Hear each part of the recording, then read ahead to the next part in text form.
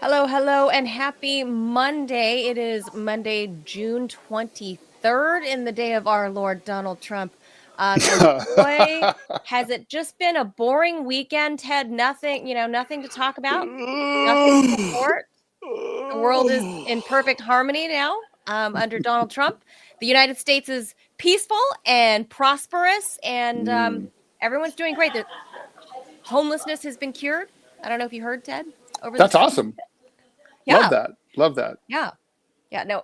So obviously you are tuned in to the TMI Show, the Ted Manila Information Show, because we bring you way too much information, even if it's just pipe dreams like what I just tapped off there. Because, of course, none of that is true. But what is true is we are, again, at the cusp of World War III. Ted and I had been saying this for years under the Biden administration when the U.S. went to a proxy war with Russia over Ukraine. But now that's so passé, Ted. That's, Donald Trump is in office. So now the potential for World War III has moved back to our favorite geopolitical location, and that would be the Middle East and Iran. So that is going to be the main topic that we're going to be talking about today. Not only the actual events itself that happened on at a weird time on Saturday, but there is, to be fair, Ted, those bombings happened because friggin' Iran has a 7.5 hour time difference from Washington. 7.5, not 7, not 8, 7.5 hours. So yeah, so we'll be talking about the actual logistics of that and what actually transpired. But then because of that, the MAGA mega divorce or divide, I think this is it. There were murmurings of the MAGA world being upset, obviously, because there's like the Elon camp or whatever, people, what they call, woke MAGA. And then what I would classify more as Trump sycophants, Ted, because it's more of like, he's Lord Donald Trump, and I don't know, maybe they're afraid he's going to be like King Louis or King Henry VIII and just, off with everyone's heads. But there's those two camps, right? The people that were true MAGA conservatives that are America first, and that they were more about the movement and not the man, versus the other side that is they're Trump fanboys. I mean, I don't know how else to describe them. Well, let's go ahead and bring in our guest, Manila, and I'll bring us up to date as Jeff listens.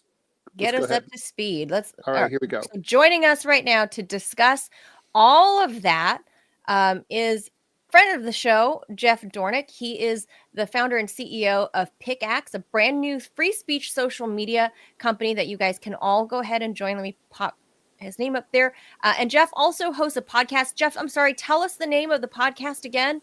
So I've actually got two shows. So on Tuesdays, I've got the Jeff Dornick Show. And then on Wednesdays, I have Unsanctioned, which is the show that I co-host with Matt Couch. And that one, it's a little kind of off the wall a little bit. So like my show is almost exclusively politics. On Unsanctioned, it's kind of like whoever we want to talk to. So like last week, we talked to like the head of events for Disney. So we talked all like Disney and like how they do things at Disneyland and like all that kind of stuff. We're bringing on some stand-up comedians. We're bringing on some musicians and some wrestlers. So we're just kind of like whatever we want to talk about, we talk about on that one. So. Oh, very cool. I need to, if you guys ever get that guy back on from Disney, I would love to hear if he would touch on the topic of, you know, the so-called gayest place on earth where. Yeah. Well, it's funny because he's the head of like all events for corporate Disney, right? And I've been friends with him for years. Actually, my wife and I met him on our honeymoon in Hawaii because we were staying right next door to the Disney Hotel Aulani, and you know we met him literally over like breakfast at our hotel, and we just stayed friends and whatever it is. But what's interesting is we're talking to him and he's pretty conservative and all that kind of stuff, which is interesting working for Disney. But what's interesting is he's like he's basically having to organize like the pride events that are happening at Disneyland right now and like all that kind of stuff. And so it's interesting how seeing him as a more conservative guy, but then also having to implement the corporate culture that they're pushing at Disneyland. So there's some interesting, you know, contrast there. Oh yeah, that would be fascinating. What a strange, I don't know, call it a bedfellow. I don't know that he would be in that position given his personal values. But anyway, yeah. You can go check out Jeff's random show as well as his political show, available on YouTube and Rumble also. I'm banned on YouTube, so you can find us on Rumble and Spotify. So I think I've been banned like 6 times off of YouTube. So good times. Ted and I know what that censorship is like. So. First, Ted, get us up to speed in case anyone decided to turn off the TV, and I don't blame them. To sleep in for the weekend. Yeah, all right, here we go. I don't blame them.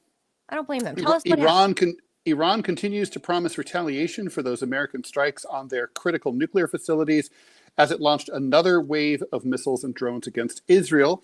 Abdul Rahim Mousavi, the new chief of staff of the Iranian armed forces, said that the U.S. had violated Iran's sovereignty when it attacked the Fordow, Natanz, and Isfahan nuclear sites on Sunday and had entered the war clearly and directly.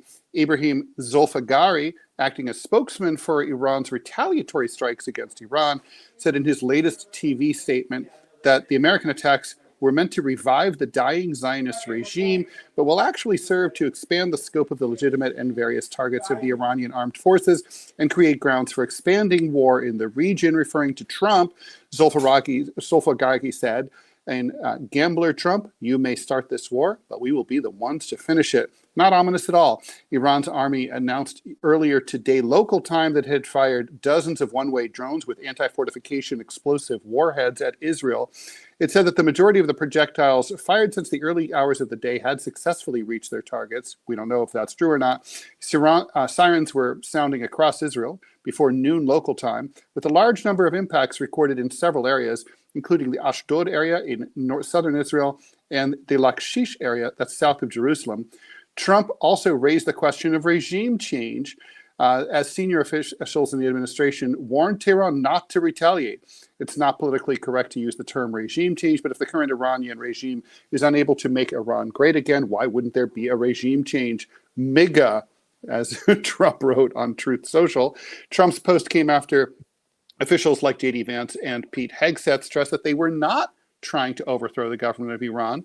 This mission was not and has not been about regime change, Hegseth said, calling it a precision operation targeting Iran's nuclear program. Vance said, our view has been very clear that we don't want regime change. Operation Midnight Hammer was known only to a small number of people in Washington and at the U.S. military's HQ for Middle Eastern operations in Tampa. 7 B-2s flew for 18 hours from the U.S. into Iran to drop 14 30,000-pound bunker buster bombs. That, according to the chairman of the Joint Chiefs. In total, there were 75 precision-guided munitions, including more than 24 Tomahawk missiles and 125 military aircraft involved in the operation against 3 nuclear sites. This pushes the Middle East, of course, to the brink of a major new war in a region already aflame for more than 20 months with wars in Gaza and Lebanon and a toppled dictator in Syria. The chairman of the Joint Chiefs, Mr. Keane, said initial battle damage assessments indicate that all 3 sites sustained extremely severe damage, but there's no sense of whether the Iranians were able to get their nuclear stuff out before it happened. UN nuclear watchdog chief Rafael Grossi was more cautious. He said that while it was clear that the airstrikes did hit the enrichment building, there's no way to know what things look like underground. A senior Iranian source told Reuters on Sunday that most of the highly enriched uranium at Fordow, which had been refined to up to 60%, had been moved to an undisclosed location before the U.S. attack. Manila would tend to believe that because there was satellite imagery showing dozens of semi-trucks lined up outside Fordow about 3-4 days ago. So it's very likely that they got their stuff out. I mean, certainly they knew this was coming. All the signs were there. So I don't think this was exactly a surprise to Iran or anyone else. No, I do believe Donald Trump did say that he warned Iran. So as much as this was supposed to be a surprise attack, there's evidence to suggest that they were warned. Maybe they weren't warned about the exact date, the exact time, but they were warned because, I think the key indicator was that no human life was lost at any of these 3 facilities, at least none that are reported so far. So that said, that night, Saturday night, social media erupted, right? And especially the world where Jeff comes from, the conservative circles, it was suddenly just sibling rivalry on 2 different sides. We have the Laura Loomer sides, who, I've said many times is batshit crazy.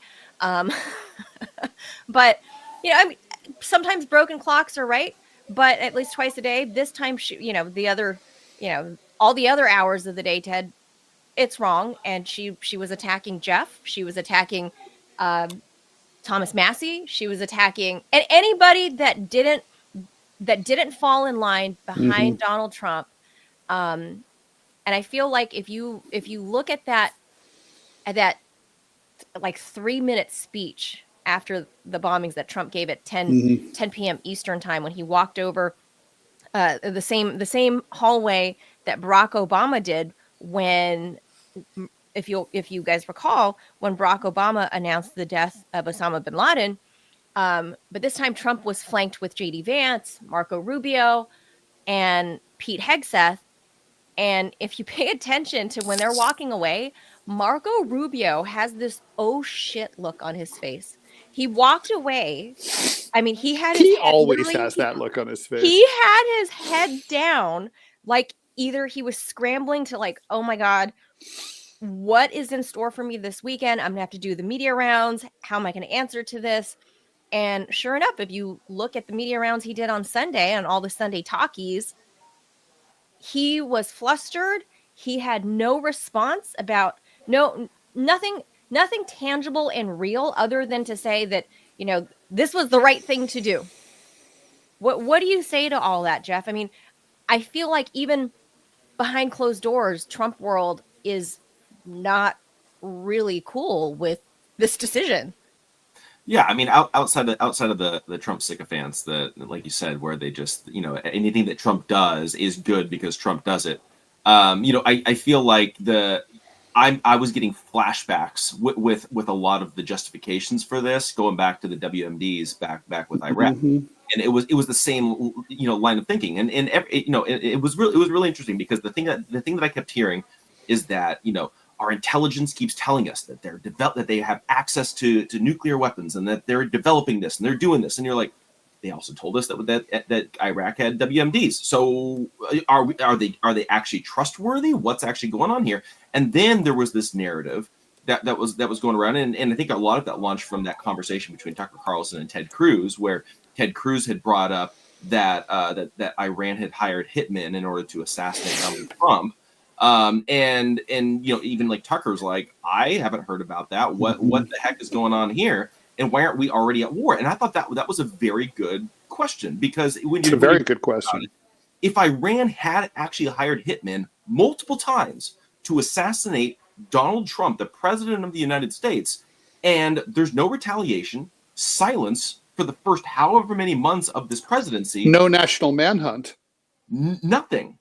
And everybody's pulling up articles going back to November that somebody was arrested. It was I think it was a Pakistani national that had been allegedly hired by the Iranian government to do X, Y, and Z. And they're like, see, this is proof. And I'm just sitting here and I'm like, okay, so why was everybody silent about this? Why didn't Donald Trump, the second that happened, get up on stage and say, look, this is happening. We are going to wreak havoc. We're going to bring hell on earth to Iran because they're trying to take out the incoming president of the United States. There should have been some sort of okay, Iran is our enemy because guess what? They're trying to take out the president of the United States. And instead it was kind of like, we're just going to move on and just ignore this happen, until all of a sudden you just bring this out on the red carpet as if this has been on everybody's mind the entire time. And everybody's like, I haven't heard about this. What are you talking about? It was on some obscure articles on, mainstream media that are 5 pages behind on the website.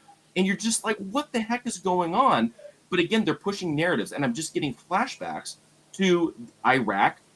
Let's go to war in the Middle East. We got to stop them from getting WMDs. And then you're seeing the reports coming out now that Iran was 10 to 12 months out from being able to connect them.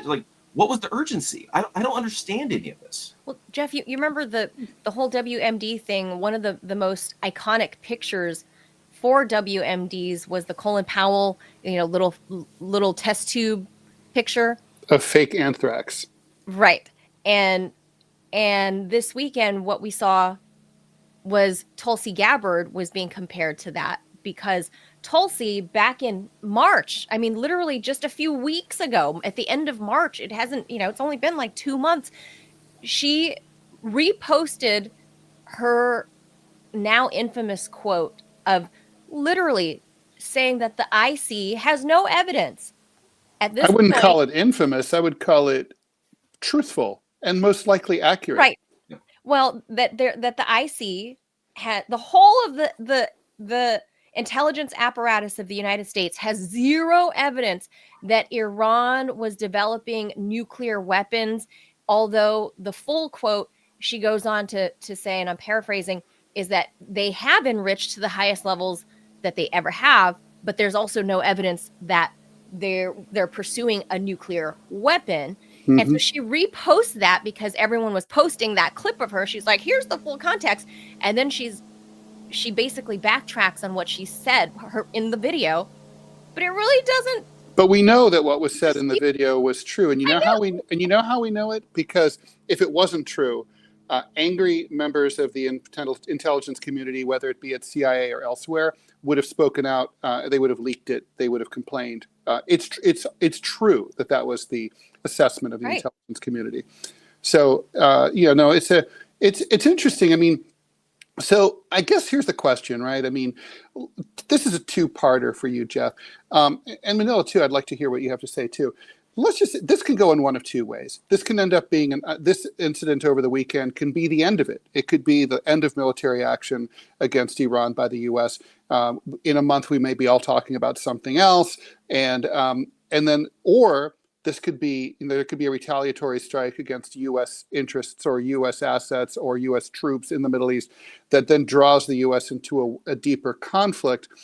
But either way, how does it play out in that division, which looks almost like down the middle, like a 50-50 split within the GOP coalition between the sort of nationalist, America First, populist wing of the MAGA movement that existed before Donald Trump ran for office, and the Trump cultist slash Republican neocon kind of alliance of convenience that sprung up at a certain point here. I mean, maybe there's 3 or 4 segments really, but I'm trying to make it simple. Oh yeah. There's definitely different factions of the crowd that voted for Trump, and everybody kind of has their own take and their own perspective. And I think that's the hard part in all of this, is that it's not just like a two-way divide. It's kind of splintering off, and everybody kind of has their own takes on this. And I think specifically with this, I think, Donald Trump actually, he brought together, Kennedy Democrats, he brought together the Elon Musk tech crowd, and he brought together a bunch of different, coalitions during this last election. And there was a good segment of that crowd that was very anti-war, very anti-regime change, no new wars. And if you notice, when Donald Trump was running for president and running for re-election, he kept saying, like, look, I'm the only president that didn't start any new wars over the however many last presidents that we've had. He kept touting that over and over and over again. But then when you do this, and you have Lindsey Graham, John Bolton, Mike Pompeo, Mike Pence, all the typical neocons that are applauding this, you're like, are you really on the right side of this, or are you aligning yourselves with the very people that we voted against? Because from a lot of the people in the Trump base, our thought process was this last election and getting Trump in there, it wasn't a focus on Democrat versus Republican, which is the historical way of looking at things. It was establishment versus the people. And I think, and that includes guys like Lindsey Graham and Mike Pence and all these guys that you're voting for Trump to take on the establishment. You're not necessarily voting on Trump to take on the Democrat Party. And I think that's where this is getting really frustrating for a larger percentage of the base, is like, this is not what we voted for. We did not vote for this. And also, and I think that this is, for me, the way that I look at this as well, is that obviously, Israel and Iran are going back and forth, and they're throwing missiles at each other, and they're in the middle of basically a war between each other, right?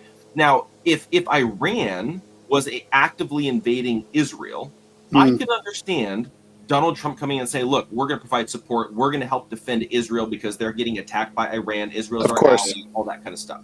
But when Israel is going on the offense, and you can say whether or not that's justified because of Iran's alleged, involvement in October 7th and the whole deal, that's fine.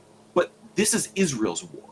This is not our war. Clearly. Again, if Iran was invading Israel, I could understand we're going to come in and we're going to provide support, and we can even go on the attack, and we'll drop missiles or whatever it is on Iran because we're helping our ally from being invaded. But this is totally different, and this is where I don't see how anybody with an America First worldview and with the worldview of Donald Trump's foreign policy historically can justify saying Israel's going on the offensive, so we're going to go on the offensive because we have to have their back. No. This is Israel's war. It's a violation of international law because there's you're not allowed to wage preemptive war unless the threat is imminent. Jeff, let me ask you about a factor that I don't think anyone else is going to talk about today, which is the passive non-voters. There were many, many Democrats and liberals and progressives who didn't like Kamala Harris because of her inaction on Gaza and so on. And they didn't vote for Donald Trump, but they also didn't vote for Kamala Harris. They just didn't vote. There may be as many as 12 million of them.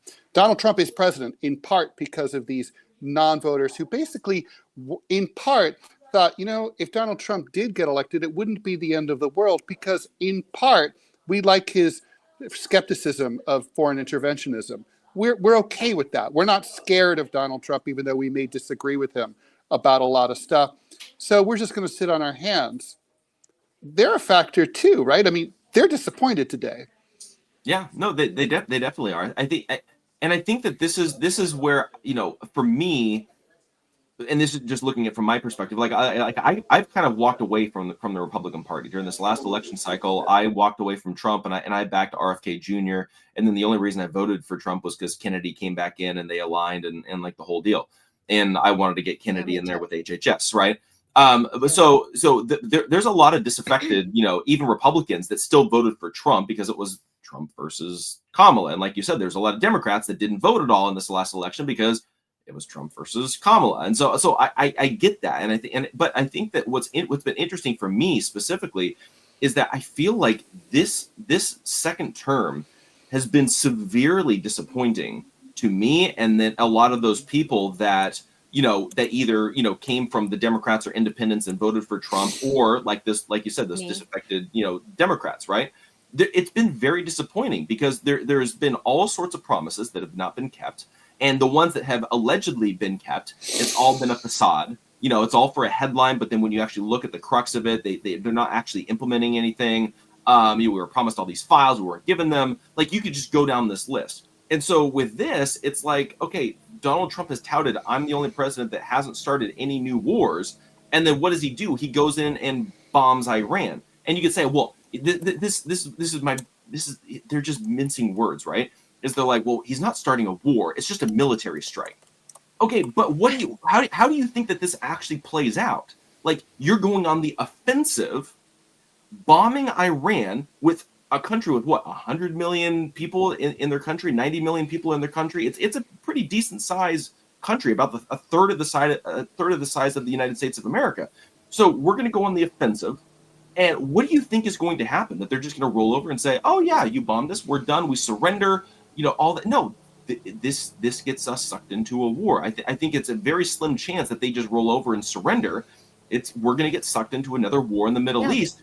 How did they think that this would play out? And then Donald Trump is starting to talk about, are in a war in the Middle East. This is a war. The U.S. is at war with Iran, and Iran gets to decide whether they're going to keep fighting or not, right? It's not like Trump said, like in his message, "Oh, thank you for your attention to this matter. Now is the time for peace." Iran will decide whether now is the time for peace. This is an active war.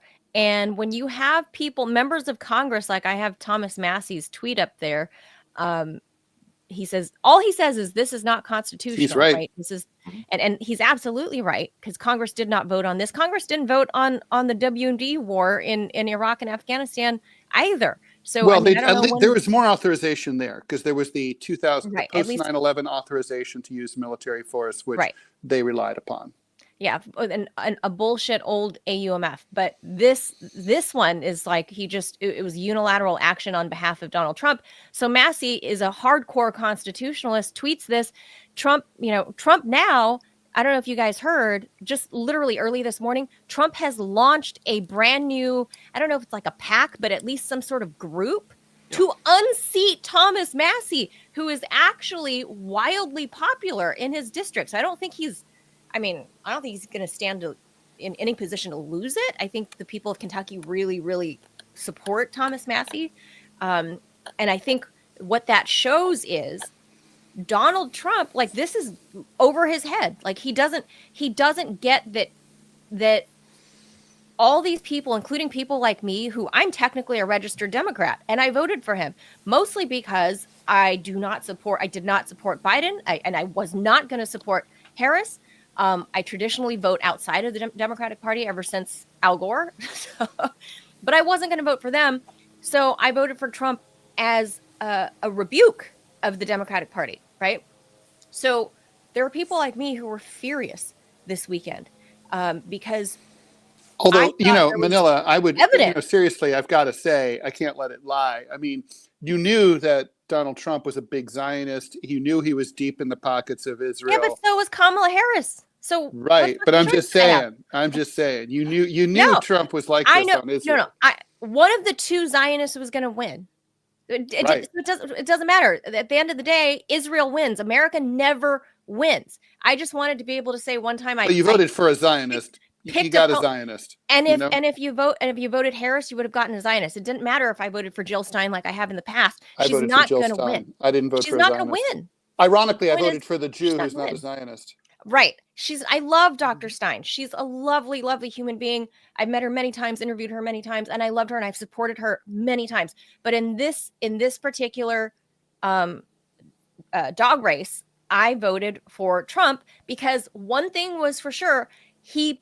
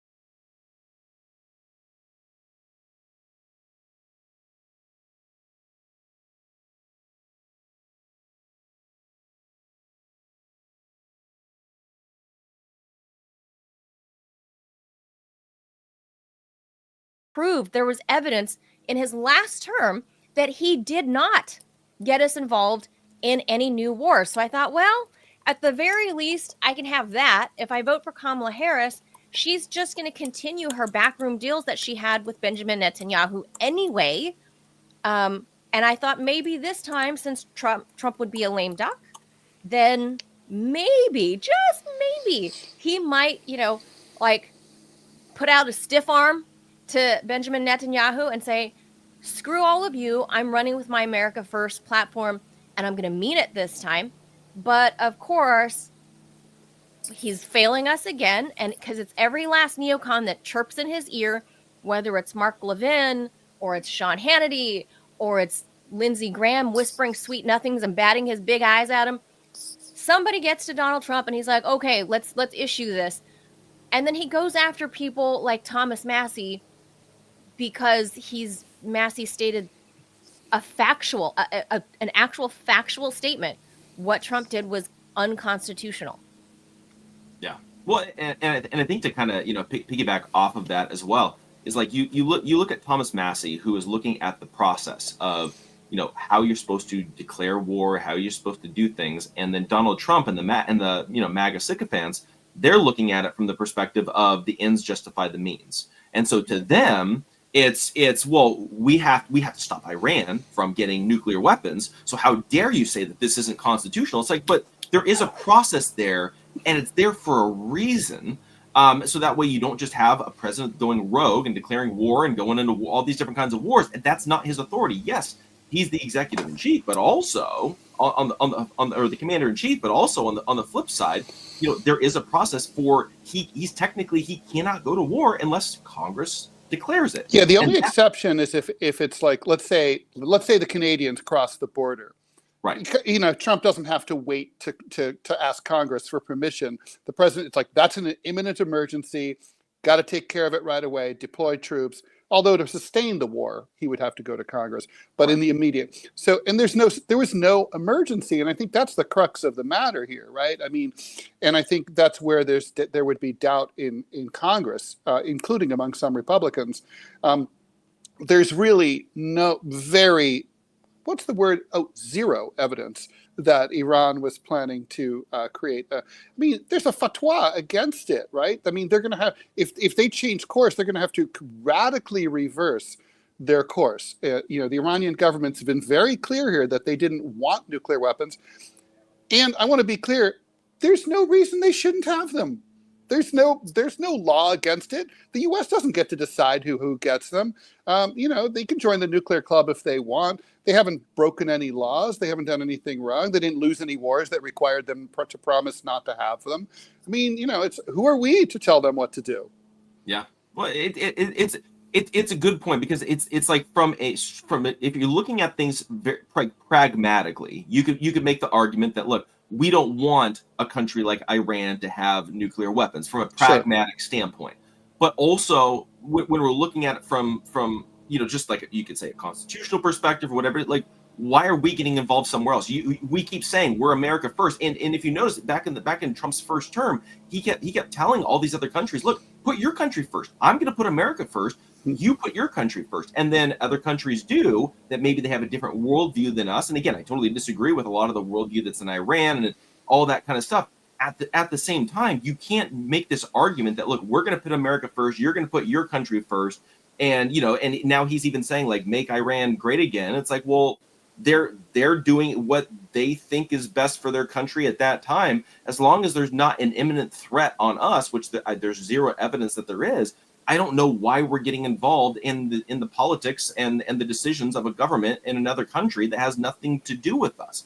And that for me is what's really frustrating about all this is you got somebody like Massie that's basically saying, like, look, why are we getting involved in this? And I'm also looking at this from the perspective of, look, we're massively in debt as a country, like massively in debt. So, for us to support Israel in this war with Iran, we have to go borrow money from China and other countries and other entities with interest. And then we then funnel that money to Israel to fight this war that we have to pay back with interest, why isn't Israel just bypassing us and just going and borrowing money at interest and let them pay back? Like, that's what I don't understand. It would be one thing if we had a surplus, we had extra money, like, oh yeah, we've got an extra several $billions here. Israel, take this, go do this. It's, free money. We'll want to support you, the whole deal. But why do we have to go borrow money from somewhere else and pay interest back and funnel it to Israel?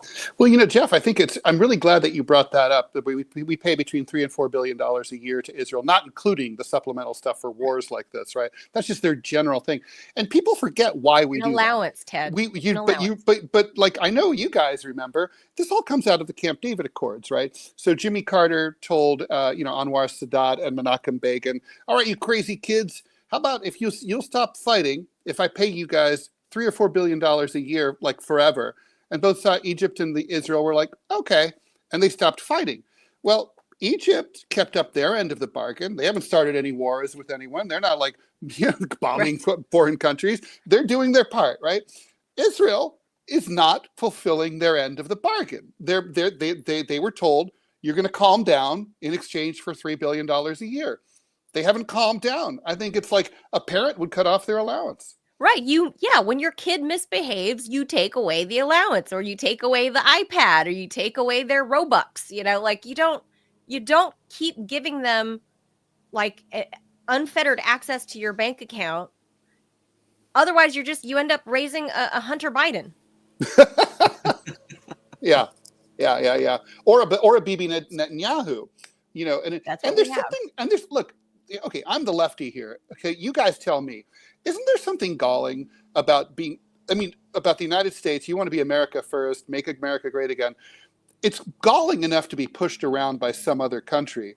But for it to be a little pipsqueak little country the size of New Jersey that doesn't even have oil or natural resources worth talking about and really no interesting geopolitical status whatsoever, to be pushed around by this tiny little country the size that has a population of New York City, and this is the size of New Jersey, it's a little crazy, isn't it? I don't get it. Well, but we also have to remember, and again, I'm not one of those guys, because again, then there's factions both on the left and the right that are like very like anti-Israel, and even on the right, like I've been dealing with a lot of people that are like extremely anti-Semitic, and it's always the Jews. Right. It's always I've never been one of those guys, right?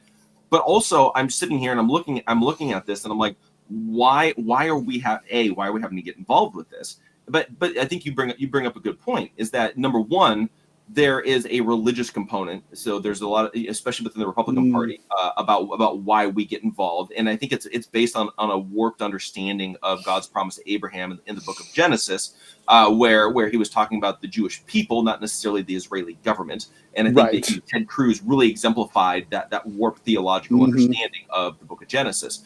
But then I think the other component that we can't ignore is Mossad is probably the top intelligence agency in the world. And and we do know as well, when you're dealing with like the Epstein files and everything that happened down there, I would argue both CIA and Mossad used Epstein, and probably some other people as well. I've seen evidence that they also did this with Hugh Hefner, with Playboy, possibly with Diddy as well. They used the same tactics in order to blackmail world leaders or influential people in order to implement their agenda. And so when we're looking at it from that perspective, it could be that our intelligence agencies and Israel's intelligence agencies are both involved in these really corrupt, sinister, very dark, horrific things, and to where we do have a mutual interest from a governmental intelligence agency standpoint to kind of cover each other's backs. And, it's like, if we turn our back on Israel, then they can come out and blow this lid wide open, and vice versa. So there probably is some sort of like mutual, like, we've got each other's backs because we're both blackmailing each other for blackmailing other people, basically. Yeah, it definitely seems like there's definitely a sinister alliance. I think at some point the spell's going to break, like it always does when things are this crazy, and we're going to look back. People will look back on this and think, why were they so scared of the Israelis? It's going to be like, what? Yeah. No. Well, and I think that again, this is probably the same reason why, you know, all of the JFK files are not being released and all the Epstein files not being released and all these things is because, you know, there's people in our intelligence agencies that are covering their own rears, and that's really what it comes down to. There, you know, I think to a certain degree, our intelligence agencies have been so corrupt and they've violated so many laws that, you know, like, you know, for example, on my network, we've got one of our top shows is called Two Mics, and one of the co-hosts of that show is Dr. Michael Scheuer, former CIA guy, right?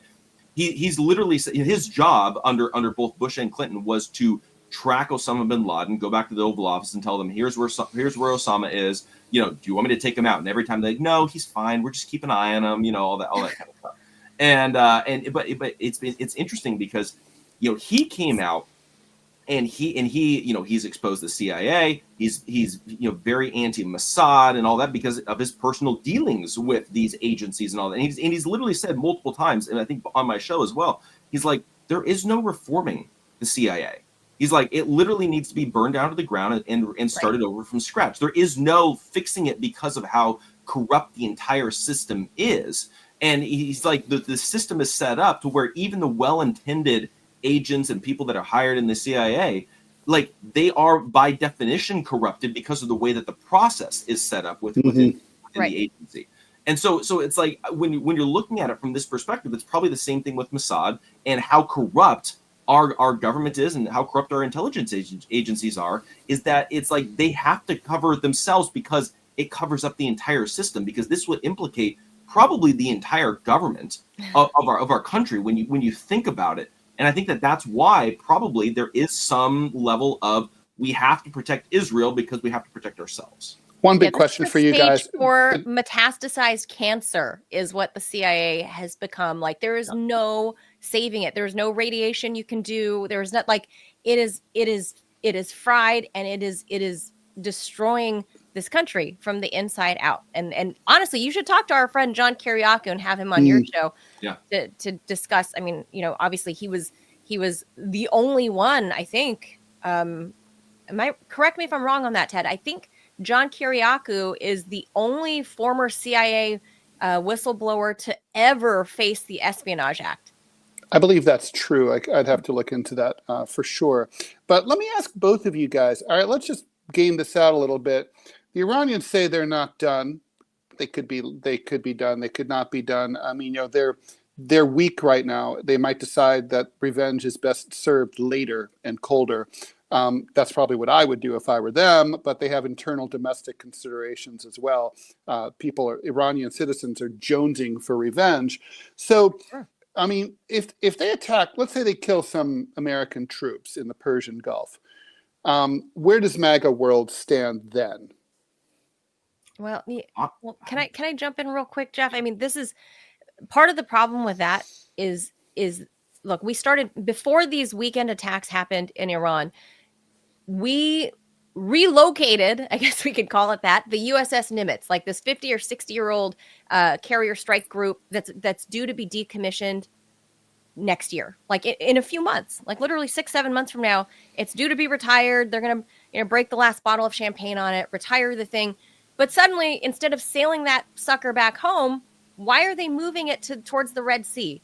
They're positioning it to be struck, to be like false flag. They're putting our soldiers, our men and women, and I have active duty blood relatives that if a war with Iran were to break out, this would impact. The USS Nimitz would be there as sitting ducks. And how would you feel about all of our bases? Manila, how would you feel if the Nimitz were struck by Iran and it cost the lives of American sailors? My point.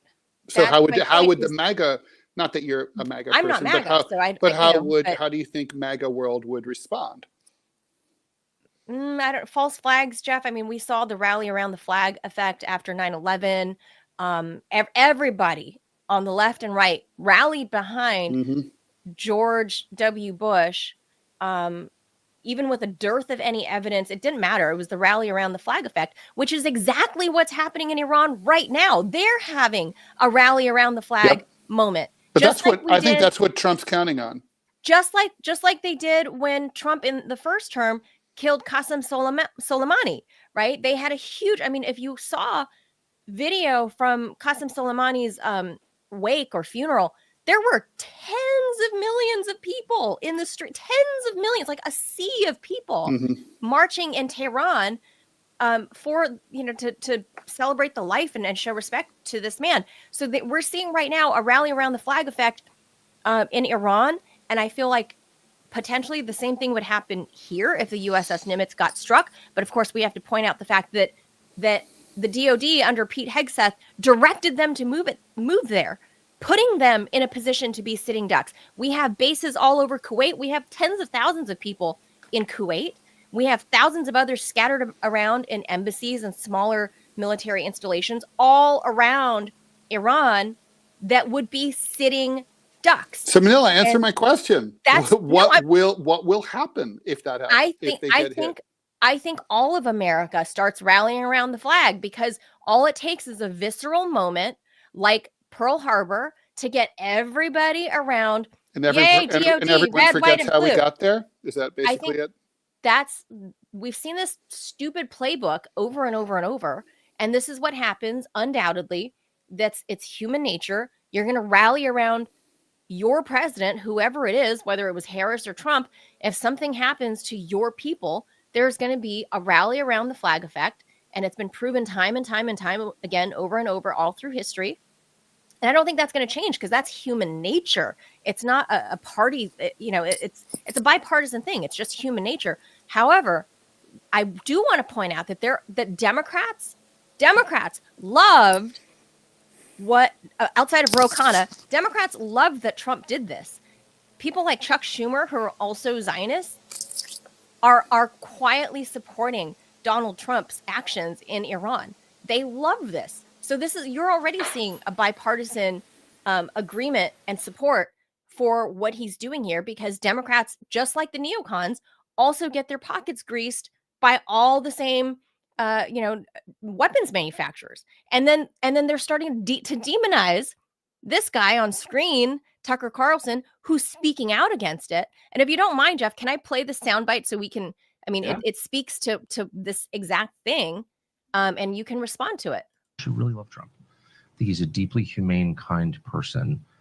And I am saying this because I'm really afraid that my country's going to be further weakened by this. I think we're going to see the end of American empire. Obviously, other nations would like to see that. And this is a perfect way to scuttle the USS America on the shoals of Iran. But it's also going to end, I believe, Trump's presidency and effectively end it. And so that's why I'm saying this. What do you mean by that? That's coming from you. Look, I knew Bush. I knew George W. Bush. We had, family connections to Bush. I knew Bush personally. I still see Bush sometimes. And, of course, he hates me, and he does because I criticized him on Iraq. And that war is the sum total, from a historical perspective, of his administration. But I knew him, and he had all kinds of plans for the things that he wanted to do. But once domestically, right, to improve the country. Right. And you may agree or disagree, but in his mind, he wasn't just about the invasion of Iraq in March of 2000. No. He would redo Social Security. He had all types of. He was going to take care of the entitlements issue. And he really thought it was going to work. Yep. And you could laugh at that or whatever, but the point is, the second you get enmeshed in a real war, not a fake, let's go bomb the villagers and declare success, though we don't even have a good track record. Why are the Houthis still there? There's a whole other question, right, which is how prepared is the U.S. military for a real conflict? And the answer is totally unprepared, scary unprepared. I don't think people understand that. But anyway, the only reason I'm saying any of this is because I really, really care. I actually really love Trump. Yeah. I mean, the thing about, and obviously a lot of the MAGA world has been bashing Tucker.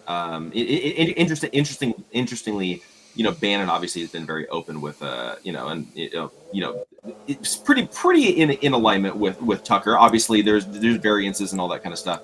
But I think what's really interesting is that Tucker is bringing a very valid critique of this. He's bringing very valid questions, and we saw that with the Ted Cruz, interview. He brought a lot of very valid questions, and I think the same thing with Thomas Massie.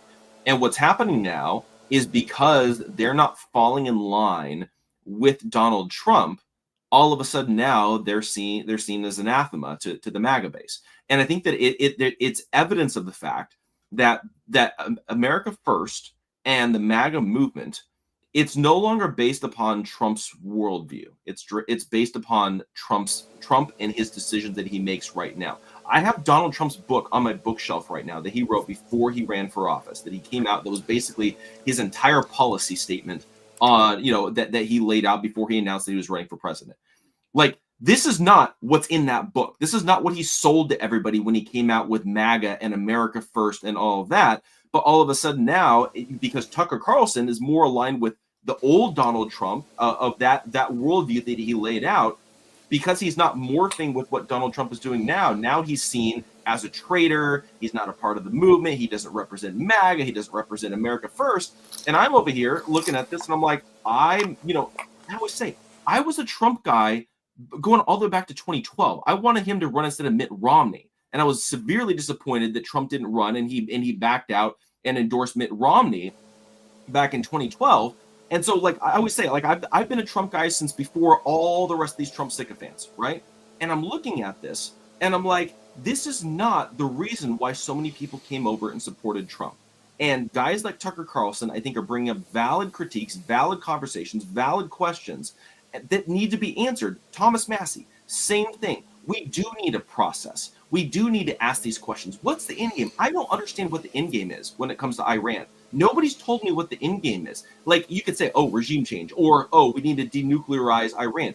But what does that actually mean? Because you're going to have to get in there and deal with the nitty gritty. You're going to have to deal with that. And on top of that, when you look at the worldview of the people of Iran, they're not burning for democracy, like in the way that they always tell us, right? So what are we going to do? Like, I don't understand the end game of this unless we're looking at another 20-year war.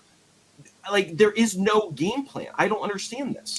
Yeah, that's Stratfor, the think tank, constantly talks about what U.S. foreign policy is, and they're right about some things, wrong about others. But one of the things I think they do get right is about what the goal of U.S. foreign policy is. It's about disruption, the disruption of regional emerging superpowers.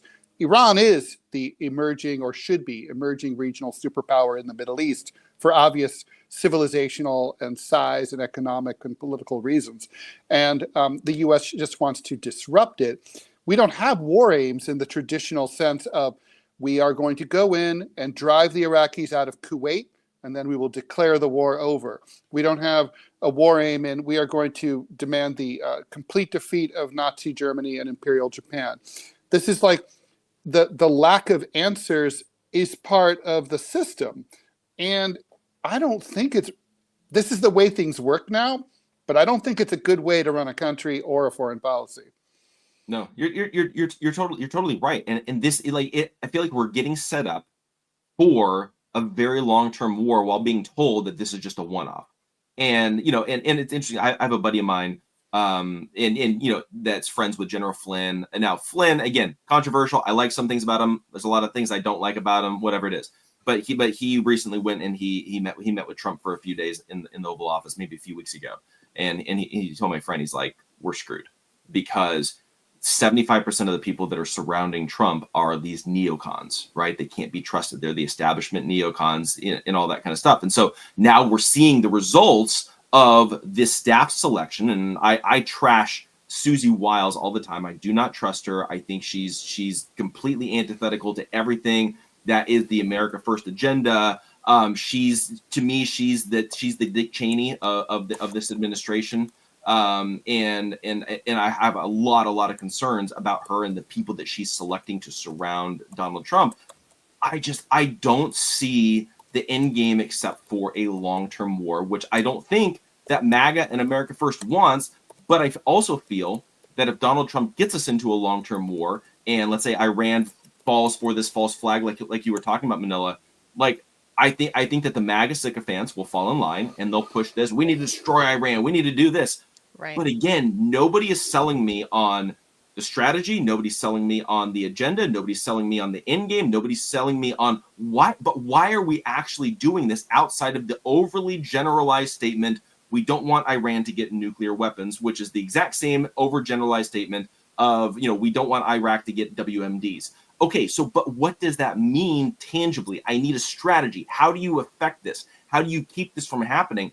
And I'm not being told what that answer is. And I will say this as well. Thomas Massey getting bashed by Trump, like you said. I think he's going to get reelected and all that. But like I've said many times, he's the only candidate. And I've said this for a long time. I'm not going to endorse candidates anymore. I'm tired of this. Also, I'm getting into tech and all that, so it's a little bit of a different world for me.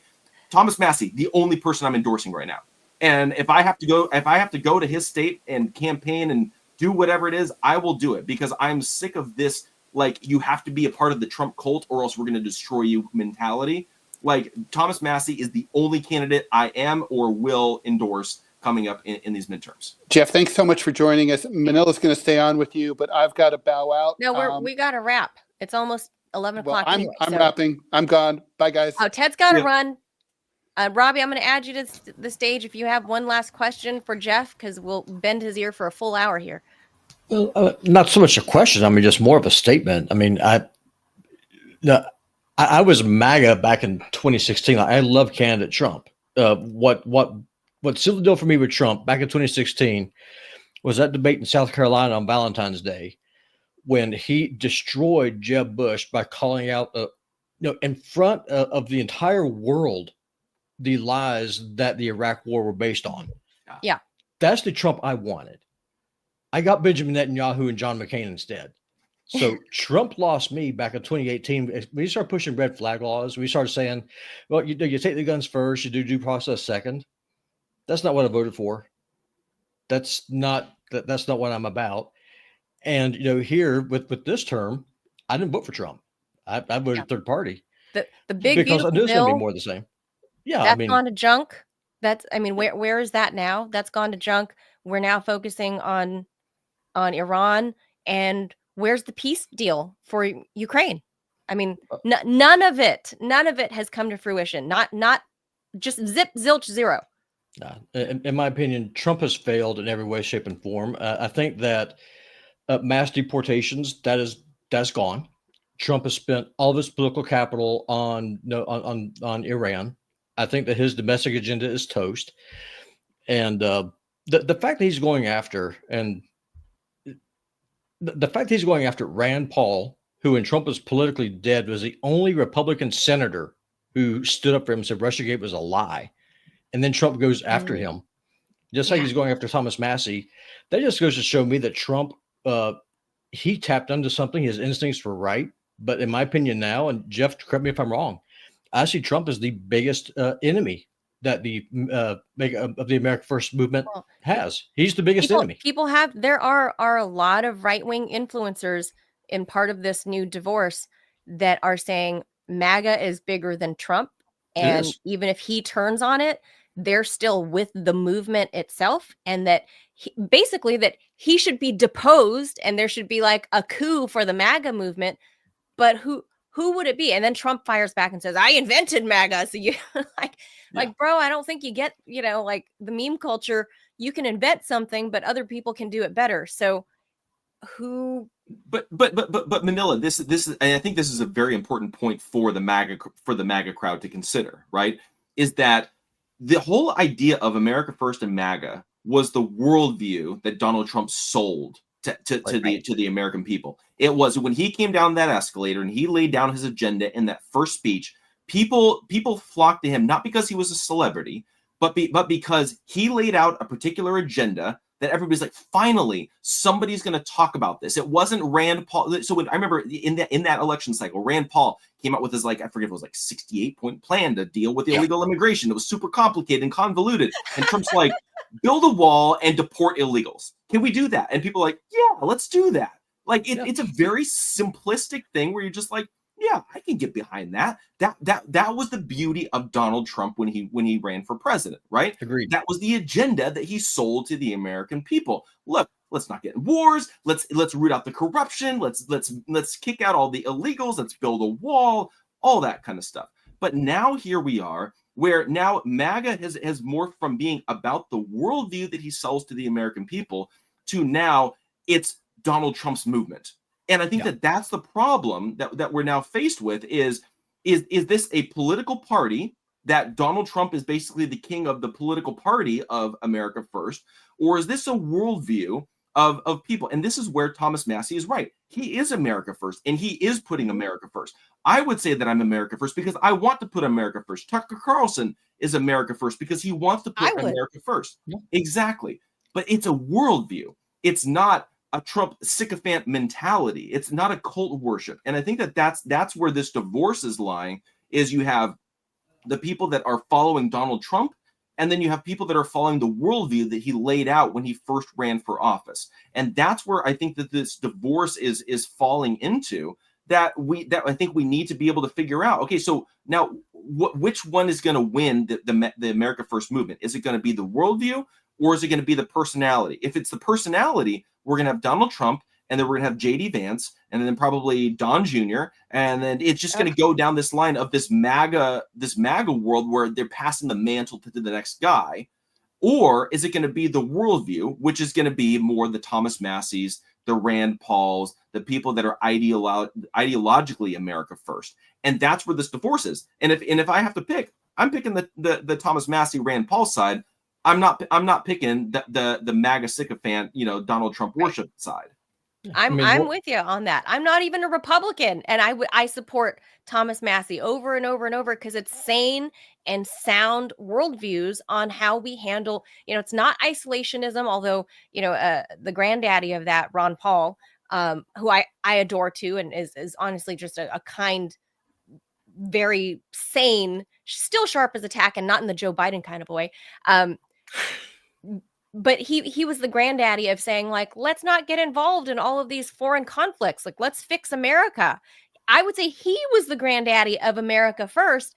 And he, to that point, like, the idea of what America First means. And as I'm the child of legal U.S. immigrants who came in through the front door, I have appreciation for that. I am the American dream. And so I have appreciation for the process. I have appreciation for our laws. I have appreciation for our culture, our freedom of speech. I have every hope in my heart that my son, who is only a little bit older than yours, Jeff, will not get drafted to go to fight some forever war halfway around the world, number one. Number two, I would love to see my fellow Americans be able to afford a house, to keep up at least with the rise of inflation. I would love for people to get off the street.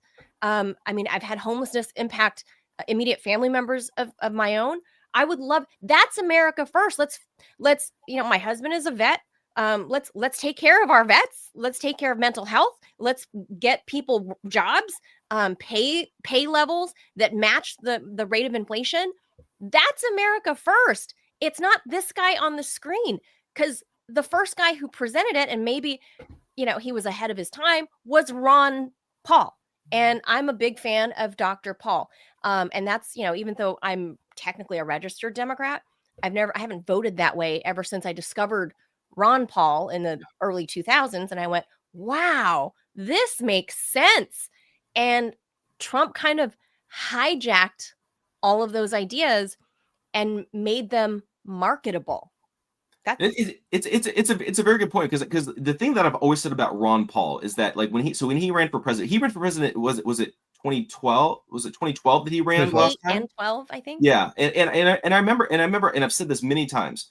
Ron Paul running for president was the precursor to Donald Trump being able to run in 2016 in MAGA, totally. Right? But and the beauty of Ron Paul running for president was that I don't think he ever actually had a legitimate chance to win the nomination. Obviously, the primaries are rigged. They're going for the establishment candidate. Okay, fine. Totally. But what Ron Paul did is, by qualifying to get on the debate stage, he forced uncomfortable conversations that made sense to the average everyday person. And so while, Mitt Romney ends up winning the primaries, you have Ron Paul, who now he starts planting all these seeds in people's minds. Like, why are we getting involved in these wars? Why do we have the Fed? Why is inflation happening? Why is this happening? Why is this happening? And he forced uncomfortable conversations. You read Donald Trump's book about his policies, it's a lot of Ron Paul policies that he absorbed into his America First agenda. And so like you said, Ron Paul is kind of the godfather. When you think about it, he's the godfather of the MAGA movement before Donald Trump even came around. And so when you're looking at this, a lot of people came over and supported Donald Trump because of the fact that he was saying, yeah, why are we getting involved in wars? Military industrial complex is corrupt. The agencies are corrupt. Look at all this corruption that's happening with the politicians and all these wealthy, rich people and all that kind of stuff. The idea of America First was Americans first, because the definition of America is American. It's the everyday people. It's we the people. We're supposed to be a self-governed society. But the problem is that it's morphed into this mentality where Trump now thinks he can do whatever he wants with executive order. He's basically he can be king. He can just implement whatever kind of agenda he wants, and the ends justify the means. And if you get in his way, he will destroy you. And there is no more like understanding or being able to debate the issues or discuss, because then he just sticks Laura Loomer on you or any of the other cat turd or whatever it is on you, and you're just like, okay, but is this really the direction that we should be going? I want to be able to foster conversations. I want to be able to foster debates. I want to be able to discuss and debate the nuance of how is this going to play out, or how are we going to deal with inflation, or how are we going to deal with X, Y, and Z. And we can't have that because it's just Trump said, I disagree. Now we just butt heads with each other. And then now this is very dangerous, I think, for the future of the conservative movement as well. The fact that Donald Trump is now setting up that PAC, and I think it was one of his campaign managers that's heading up the PAC to take out Thomas Massie. Like, they're going to funnel probably tens of millions, possibly even like $100 million into that one congressional race when you think about it, which is absurd. But it's because Thomas Massie is not falling in line with what Donald Trump is trying to do. That is dangerous when you can't even have a differing opinion on a particular issue. That just because he's not voting for the war and he's not voting for the big beautiful bill, which I think could be the end of humanity as we know it, because of those AI regulations that are in there, I think that is one of the most horrific things that could end up meaning it's worse for humanity than Kamala Harris becoming president of the United States. It's crazy. You know who I think would actually back Massie to fight this new PAC? Elon Musk. Interesting. Because Musk, they're on the outs, right? And I don't think he'll necessarily be out campaigning for him, but I think he would probably be a big time donor just as a big pushback to Donald Trump doing this, because Elon Musk, that is, has retweeted many of Massie's positions on this, especially on the big beautiful bill. So I think there's a good chance there that we might actually see Elon Musk not play as prominent a role as he did in this election cycle, but I think he might still wade in by way of making it rain on the Massie campaign, the re-election campaign. And I think Massie's got a firm hold of his seat anyway, so I don't think there's anything there. Go ahead. That's part of the problem. I mean, if you can buy government, by definition, you're not in a republic, you're in an oligarchy. So let's not do that. Let's not play that game. And let's have a quick question before you pull the plug on this, Jeff. Yeah. You mentioned that the primaries are corrupt, and I completely agree with you. With the electoral system except the way that it is there any chance for actual real America First people to win primary elections and start chipping away at establishment power, or is it over? No, it's definitely doable, and I know. So I backed in my local race. I'm down here in District 47 in California. Last time around, there was Max Krapina. He ran. I endorsed him. He would have been phenomenal. But the Orange County GOP had endorsed the establishment guy literally the second he announced that he was running, and he's lost like I don't know how many races in the past. No chance of winning, but they backed him. The thing that I realize is that the way that we have to win is we have to figure out how to have some sort of infrastructure and some sort of way of raising money, because there is a disadvantage to anybody who's going to challenge the system, because you're going to have the GOP will actually put additional money in order to pushing their endorsed candidates. So not only do you have to overcome the fundraising of the establishment candidate that you're taking on, but then you have to overcome all the money and the fundraising of the Republican Party that you're running as a part of. And so the thing that I realize is that we have to have some sort of fundraising tool We have to have some sort of infrastructure in order to take that on. If anybody could have done it, it would have been Donald Trump. But the problem is instead of taking on the system, he ends up joining the system. And I think that's part of the problem that we're dealing with. So then now we have to figure out, as a people and a collection of people, how do we come together and actually put together some sort of infrastructure, some sort of way to raise money, some sort of way to actually take on the system? Because the thing is that as long as these candidates are one-offs, they can be picked off one by one. But if you can figure out some way of coalescing and come together as a group where you have each other's backs, we can raise money, we can take on the system. You almost need a party within a party to a certain degree, which the Tea Party had potential for that until they got hijacked. And I know one of the co-founders of the party, and he told me many times, he's like, one of the biggest mistakes that we made was staying decentralized. And because then what ended up happening is then you had all these individuals that would start PACs. Then they would start running it. It was like Tea Party USA, Tea Party Conservative Movement, Tea Party this, Tea Party that. And everybody was trying to piggyback off of the Tea Party movement and just make a bunch of money for themselves. And he's like, what we should have done is we should have organized from the very beginning, have some sort of structure, something to where we don't get hijacked. I feel like we need that. We need almost a party within a party that can have some sort of infrastructure to take on the system. But right now, when you have 400 and some odd challengers around the country that are all trying to individually raise money and take on the system, it's very difficult to do that until we can figure out how to organize and come together. And until somebody figures out how to do that, we're just SOL basically. We need reforms in our electoral process. That's what it is. The campaigning and all of it. There needs to be mass federal reform. Maybe, turn back Citizens United is one way, because then you get to see, you pull back the curtain on the Wizard of Oz.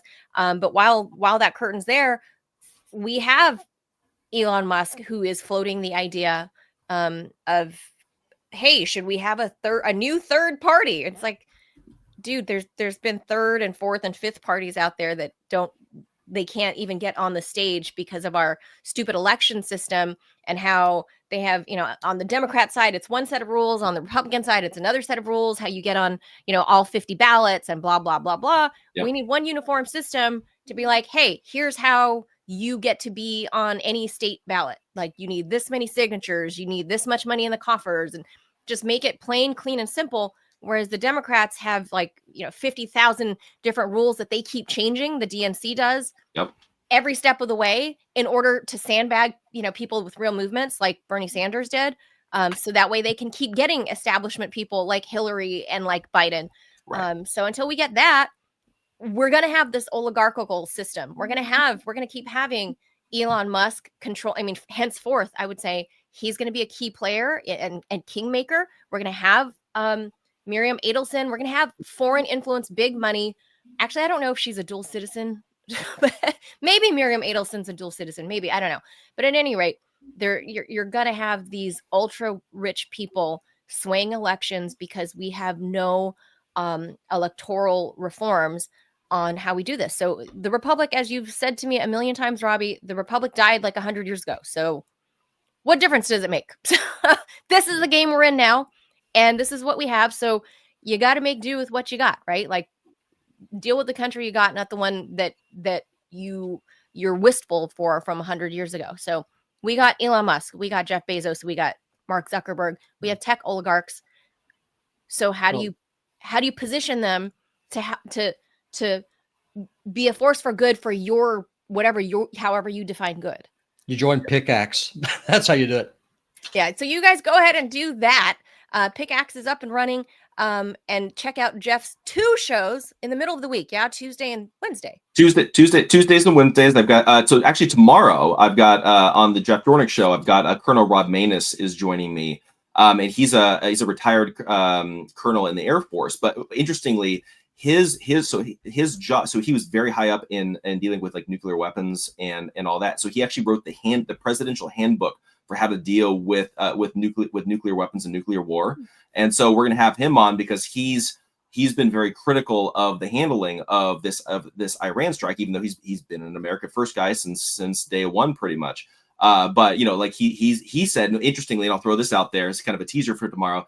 He was concerned before they did the strike because he's like, if you bomb one of these facilities, and they happen to have connected the nuclear material with a warhead, now you're dealing with a nuclear explosion.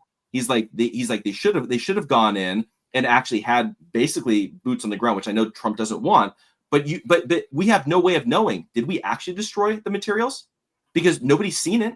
We're just basing it off of intelligence. And so we're going to talk a lot about that in the aftermath. And he's like, this can't just be a one-off strike. There's a lot more things that we have to do to make sure if you're actually trying to end their nuclear program, there's a lot of other sites, a lot of other things that you're going to have to do.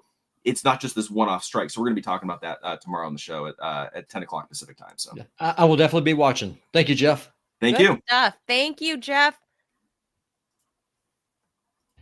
All right. So that is going to do it for the TMI show. Unless, Robbie, do we have a word from a sponsor anywhere that we have to read?